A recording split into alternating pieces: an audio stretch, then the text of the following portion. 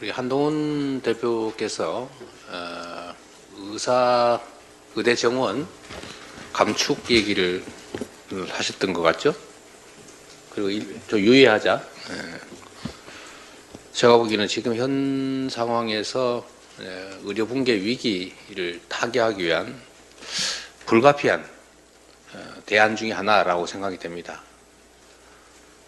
정부에서도 이걸 배관시하지 말고 그 문제를 포함해서 의료 붕괴를 막기 위한 근본적인 대책을 좀 심도 있게 고민해 주시기를 부탁드립니다. 네, 잠시 병 때문에 쉬었더니 그 사이에 우리 회의 참석자가 좀 늘어났군요. 네. 네, 우리 국민 여러분께서 코로나 확산으로 많이 어려우실 텐데 저도 잠시 병원에서 좀 쉬었습니다. 참 민생 경제도 그렇고 세상 사는 게 어려운 것 같습니다. 실질 임금은 줄고 고금리가 계속되면서 소비도 위축되고 있습니다. 2분기 소비 판매가 14년 만에 최대 하락폭을 기록했다고 합니다. 추석을 앞둔 국민들의 걱정이 그야말로 한가득입니다. 곡감, 대추, 밤 이거 재수가 작년보다 20% 이상 올랐다고 하네요. 정말 문제입니다. 어떤 방법이든지 써서 국민과 공급경제 그리고 민생을 반드시 살려야겠습니다. 우리 민주당이 지역화폐 개정안을 당론 법안으로 추진하겠습니다. 아시다시피 지역화폐는 소비 진작 효과도 있고 적게나마 국민들의 소득 지원 효과도 있고 골목 상권을 활성화하는 효과도 있습니다. 그리고 다시 그게 경제 활성화를 통해서 세수 증가로 이어지는 제 경험으로는 지금까지 만든 여러 정책 중에 가장 효율적인 재정 정책인 동시에 경제 정책으로 판단이 됩니다.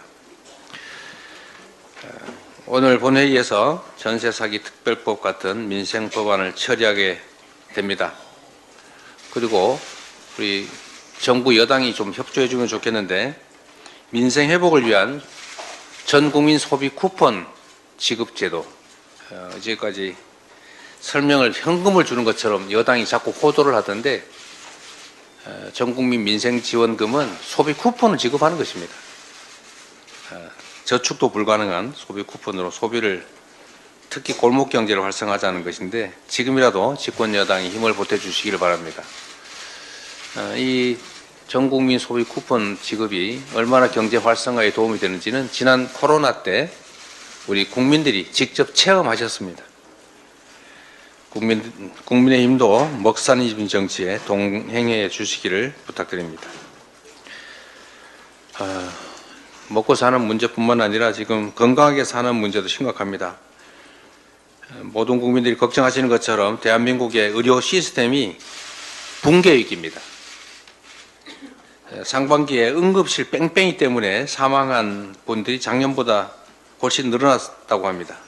지금 이 순간에도 응급실에 가지도 못하고 앰뷸런스 안에서 발만 구르는 그 환자와 가족들이 너무 많을 것입니다. 이 정부가 이에 대해서 근본적인 대책을 세우는 게 아니라 경증 환자를 분산하겠다면서 응급실 본인 부담률을 90%까지 인상했습니다. 이게 대책입니까? 차라리 응급실 앞에 경찰 세워두고 검문하는 게 나을지도 모르겠습니다. 응급실 본인 부담금을 올리는 이런 엉터리 대책이 아니라 근본적인 대책을 신속하게 마련해야 합니다. 대화도 하고 소통도 하고 그리고 의사 정원 2,000명 올리겠다. 그 2,000명의 근거가 대체 뭡니까? 2,000자에 집착했다는 그런 이상한 소문까지 있지 않습니까? 그렇게 할 게 아니라 합리적인 계획을 세워서 또 5년 안에 10,000명을 늘리겠다 이럴 게 아니라 10년간 목표로 좀 분산할 수도 있지 않습니까? 대책은 얼마든지 있을 수 있다 이 말씀드립니다. 의료대란 대책위에 박주민 위원장을 중심으로 현황을 정확하게 파악하고 대책을 수립해 나가도록 노력하겠습니다. 오랜만에 왔더니 할 말이 좀 많습니다. 이 딥페이크 성착취물 피해가 심각합니다. 이거는 우리 앞에 도래하는 소위 인공지능 시대의 빛과 그림자 중에 아주 어두운 그림자라고 하겠습니다. 버튼 하나로 인격을 말살하는 딥페이크 성착취물, 이거는 정말로 중대한 범죄라는 인식을 가져야 합니다. 그리고 그 피해자 보호를 위한 대책도 신속하게 마련해야 되겠고, 재발 방지를 위한 대책도 꼭 필요합니다.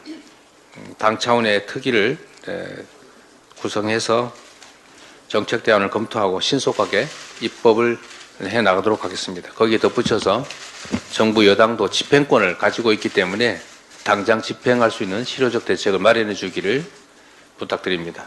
이상입니다.